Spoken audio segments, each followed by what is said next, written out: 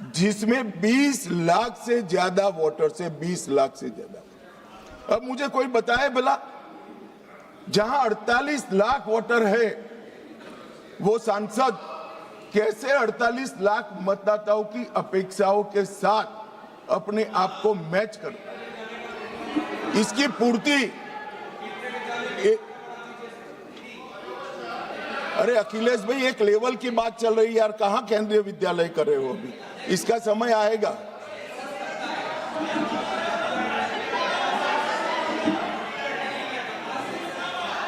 मान्यवर, इनकी बात कहने दो तो जरा स्तर मालूम पड़े। अध्यक्ष महोदय, जो आंकड़े बता रहे हैं माननीय मंत्री जी, हम केवल ये जानना चाहते हैं किस सेंसस के आधार पर ये जो आंकड़े बता रहे हैं, क्योंकि जो गाजियाबाद का आंकड़ा बताया जा रहा है वो बहुत कम बताया जा रहा है। आज की परिस्थिति में हो सकता है वो दुगना हो। मैं यही कह रहा हूं, ये पुराना है। मैं यही कह रहा हूं, अगर डिलिमिटेशन करने दोगे तो नया आ जाएगा और एक की जगह दो सीटें बन जाएगी। मान्यवर, उनको ये भी पता नहीं है कि वो अपने स्टैंड के पक्ष में आर्ग्यूमेंट दे रहे हैं या विपक्ष में दे रहे हैं। मान्यवर, 127 सीटें ऐसी है जहां 20 लाख से ज्यादा वोटर। अब इसमें एक व्यक्ति, एक मत और एक मूल्य, इस सिद्धांत का पूर्णतया उल्लंघन होता है। कहीं पर तो 45 लाख मतदाताओं के समूह को एक प्रतिनिधि मिला है और कहीं पर 6 लाख मतदाताओं के समूह को एक प्रतिनिधि मिला है। तो मत का मूल्य जो एक होना चाहिए वो नहीं हुआ है मान्यवर। और मैं विश्वास दिलाता हूं कि डिलिमिटेशन के लिए ये लोग सहयोग कर दे, हमें भरोसा करें और डिलिमिटेशन करने दे तो ये मूल्य एक समान हो जाए।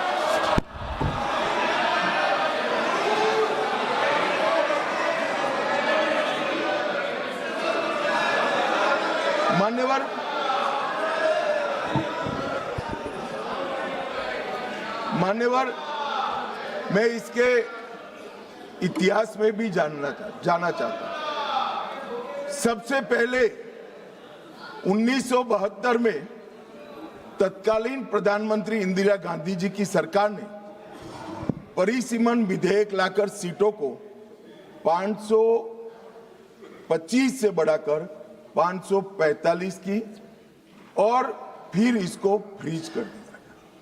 76 में सत्ता बचाने के लिए इमरजेंसी के काल में 42वें संशोधन द्वारा परिसीमन पर रोक लगा दी। अब इंदिरा जी तो प्रधानमंत्री थी, कानून लाकर रोक लगाई परिसीमन पर। और ये देखिए साहब कितने शक्तिशाली है, विपक्ष में बैठकर परिसीमन पर रोक लगाना चाहते हैं।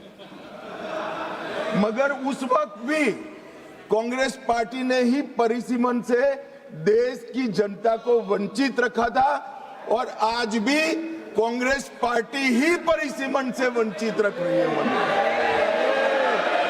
मान्यवर, 2001 में 84वां संशोधन हुआ और 2026 तक सीटों की संख्या को फ्रीज कर दिया गया। तो ये जो कह रहे हैं कि नारी शक्ति वंदन अधिनियम में 2026 कहां से आया, तो वो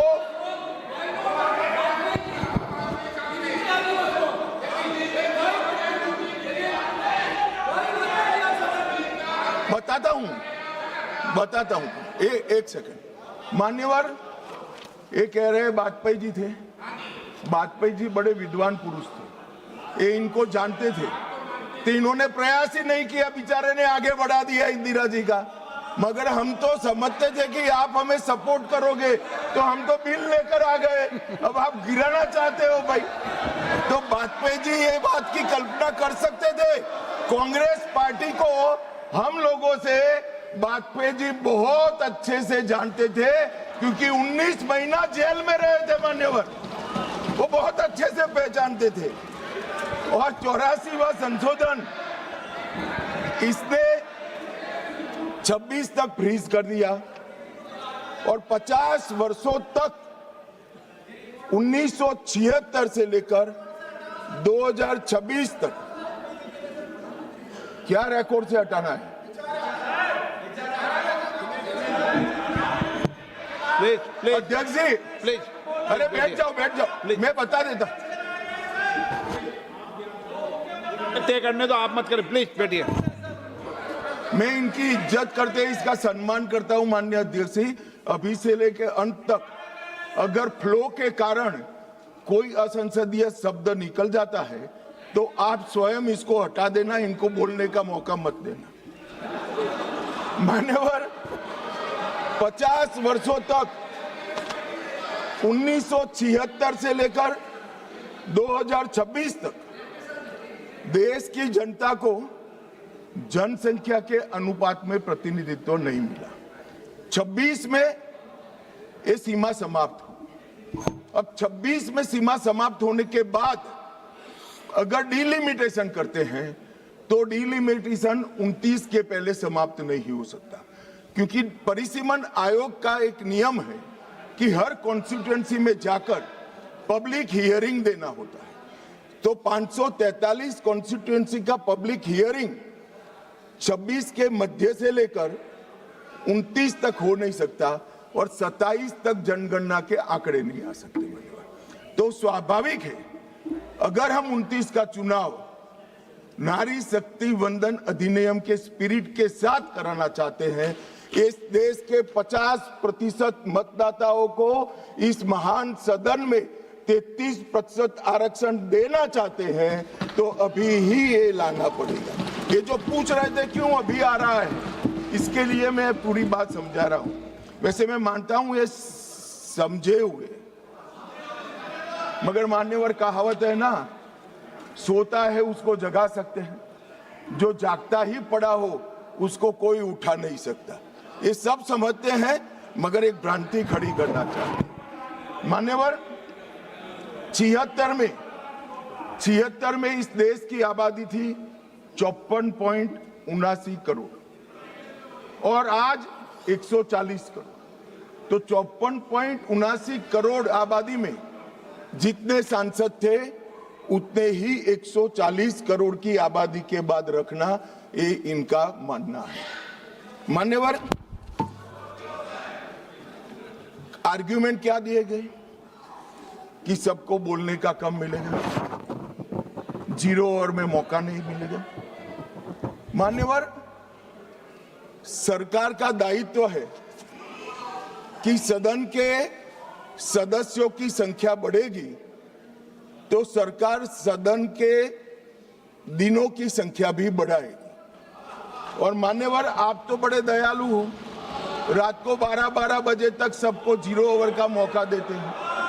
और एक तीसरा भी तरीका है साहब, तीसरा भी तरीका है कि अभी जो समय राहुल गांधी जी के अप्रोच के कारण जाया जाता है वो राहुल जी भी बंद कर दे तो अपने आप बोलने का सबको टाइम मिल जाएगा।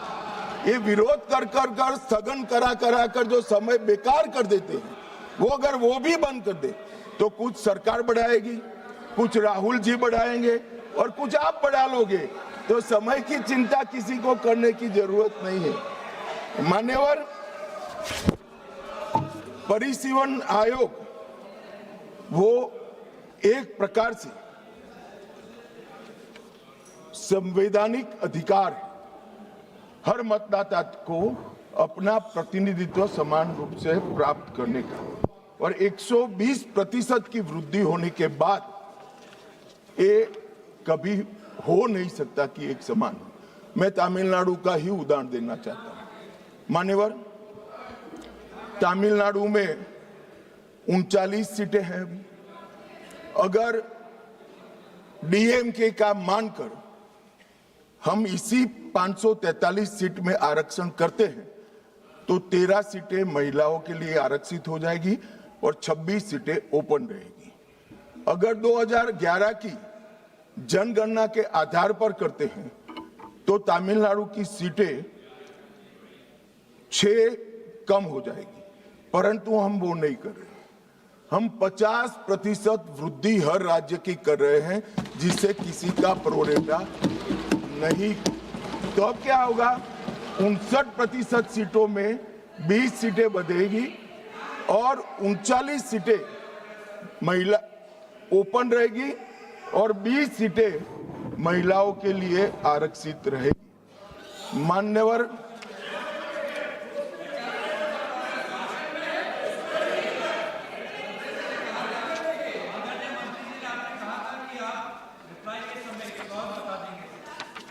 अभी कहां समाप्त हुआ है भाई? आप भी राहुल जी की तरह मेरे बोलने का क्रम आप तय करो। नहीं तो कोई आपत्ति नहीं है, मैं दूंगा ना, इससे भी अच्छी दरखास्त दूंगा, चिंता मत करो। और मान्यवर, कुछ सदस्यों ने सवाल उठाया कि जनगणना क्यों समय पर नहीं हुई। मान्यवर, सबको मालूम है कि 21 में जनगणना होनी थी और 21 में इस सदी की सबसे बड़ी महामारी आई, कोविड का संकट आया और कोविड के संकट के कारण जनगणना संभव नहीं हो पाई।